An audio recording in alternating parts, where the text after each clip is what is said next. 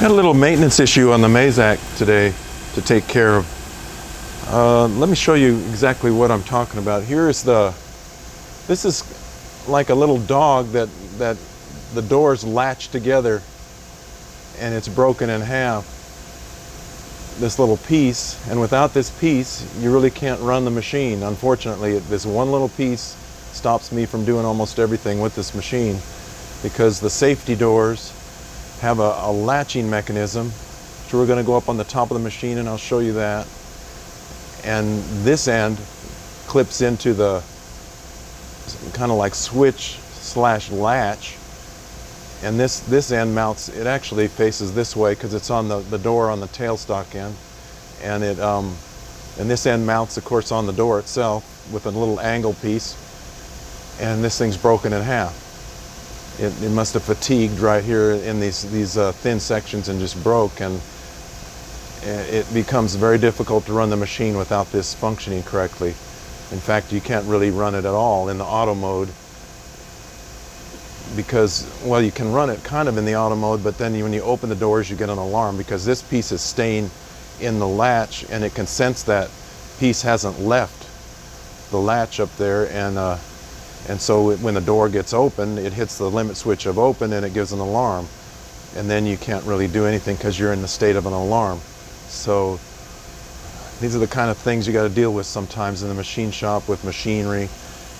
And we're going to have to go to my storage over down the street here where I have some welding equipment. We're going to weld this back together and then remount it in the machine and get things functioning again. I'm going to go up onto the machine, and here's the I want to notice this for all you safety experts here,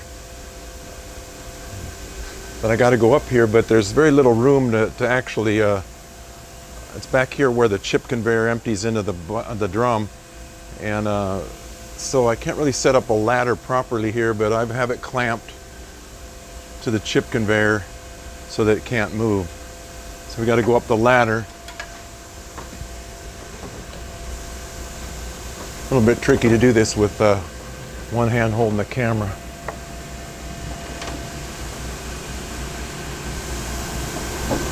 Now I spent part of the time this morning cleaning the top of this machine up. You can see way over there, that's how this machine looked before I cleaned this up, because this is I don't want to be crawling around on all that, nasty oil and everything and dirt that accumulates on one of these machines up here. You never see this part of the machine hardly ever. You can kind of see how that looks over there. That's the way all of this looked here. And what we're interested in, there's switches / lock mechanisms, I guess you might say, for the two doors. Now I've separated the doors apart a little bit here. I just manually push them open. See, I can pull on it or push on it a little bit. I'm actually kneeling on this door on the tailstock end of the machine, on the top of it right now. And these two devices here are like I say, the switches / solenoid locking mechanisms for the door, and this thing would normally go in here and it would latch when the door is closed, so you can't open the doors obviously when the machine is running. But it also, with this thing in here, when it's all the way up in here, it senses this thing in here, so that this being broken off the other end of the mount, when the door opens, it thinks that the door is closed, but it's open, if you will, and it gives an alarm. And so you can't run the machine. Well, it becomes very difficult to run the machine because then you got to close the doors and do what you want to do. If you're going to do some kind of a manual thing like touching a tool off, you can't do it because when the doors are open, you're in an alarm state and you can't do anything. So I have to fix this. It's kind of a little pain in the ass thing, but it's a little small piece of the machine that causes these difficulties, for the machine won't run like that. Okay, let's head down to the shop. I've got to bring my camera stuff here so that I can set that up so I can show you some shots of what's happening there. And what else do I need? I think that's it. I'm gonna head down there and weld this thing back together.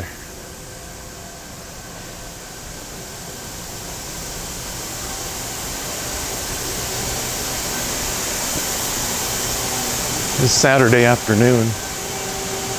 Still a few people working here, I think.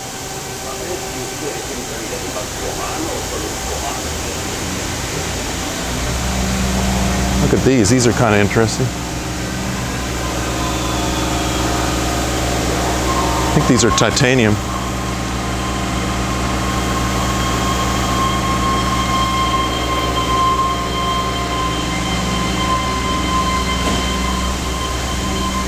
Some more of those parts I'm working on.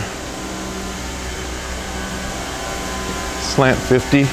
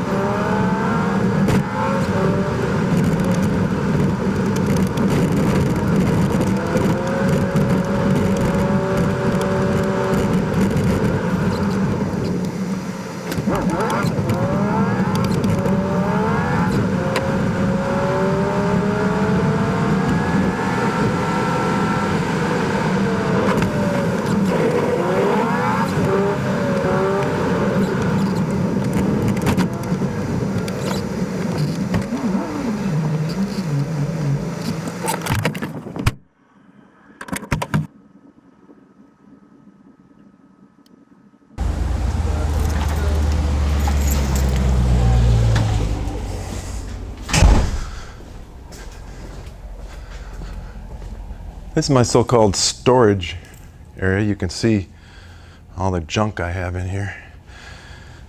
But my blacksmithing stuff, I have to get the welder right here. TIG welder. Have to get it hooked up and get ready, and let me get everything set up over here. This appears to be stainless steel, so I'm going to, I got this number 309 rod. This is the smallest rod I have, unfortunately, is a 16th inch. And this thing's pretty big. Let's see if I can do this without messing up here.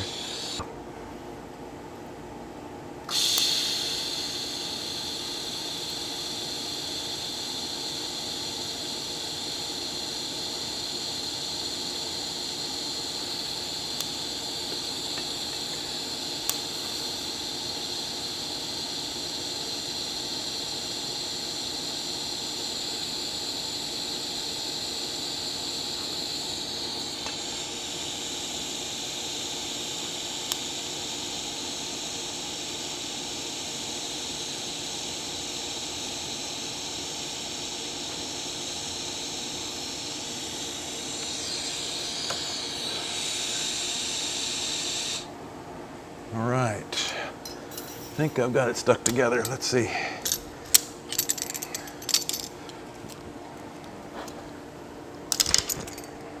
I want to burn myself.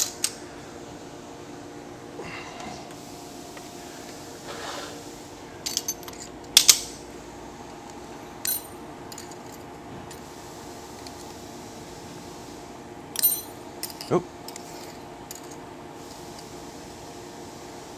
Looks pretty good. I think that's going to do it.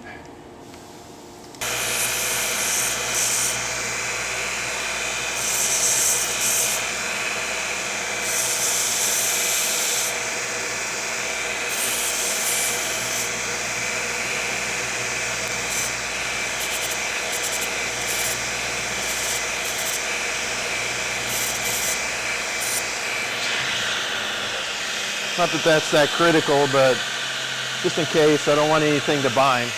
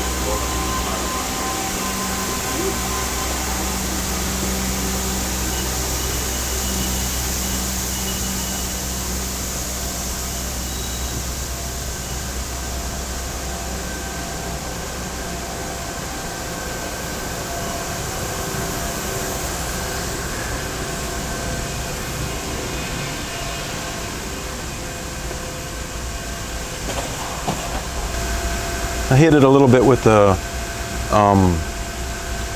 Scotch-Brite pad on the angle grinder, clean it up just a little more. Now we got to mount it on the angle and put it up there and see if it works.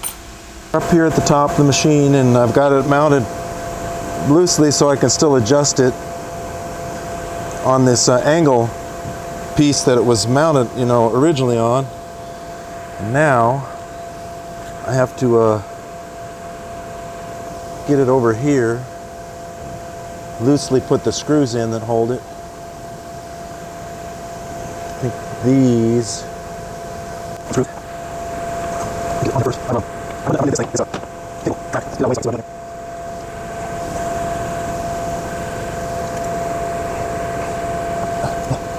you want easier on top of this thing. So you can screw this tight. See what it is.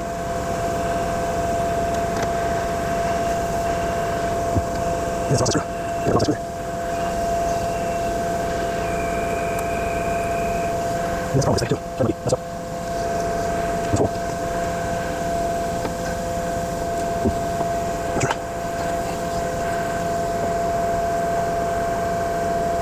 What do I call it? It's always. No, it's back. It's shaking around. I think it's just a three holes. Mess up. Alright, I think that's how you do it. Yeah, that's what I call it that.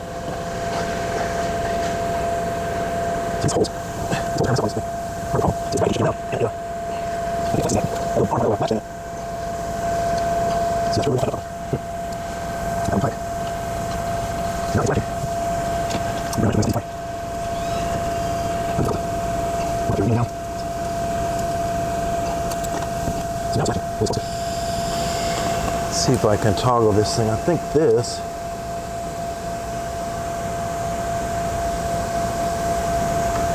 This little, I don't know if you can see that over here. This little adjust our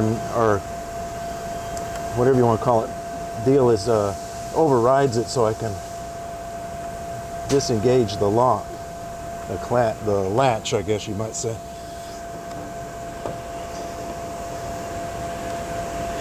You put this back on. I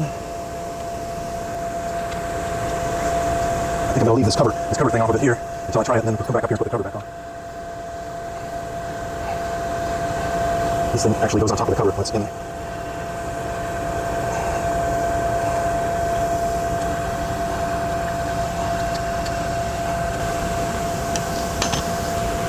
All right.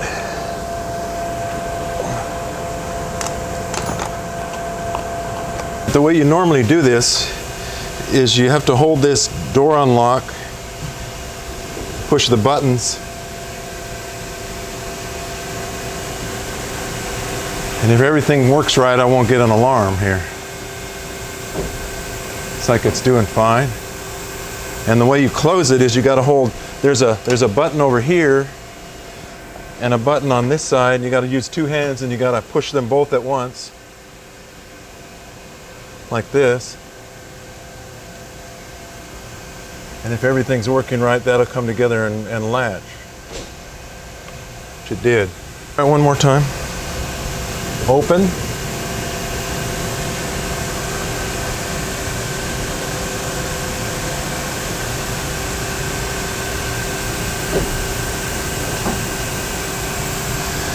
And close.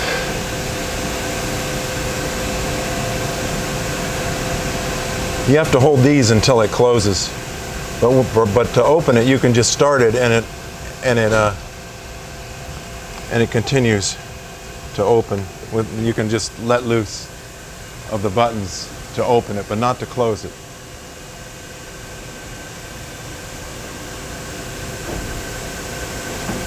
So a little bit of a hassle, but everything's working again. So that's what you got to do sometimes when you run these machines. They have problems every once in a while. This is a little issue. Fortunately, it was just that thing broken, and it wasn't like a malfunction with the switch, which would be much more expensive to fix. But it takes a half a day of messing with it. Take it apart, go down there to the storage, weld it, bring it back, put it together, and I thought it might be kind of interesting. I don't know. Let me know if you like videos like this to show these kind of little things that just a routine thing in the machine shop. So thanks for watching.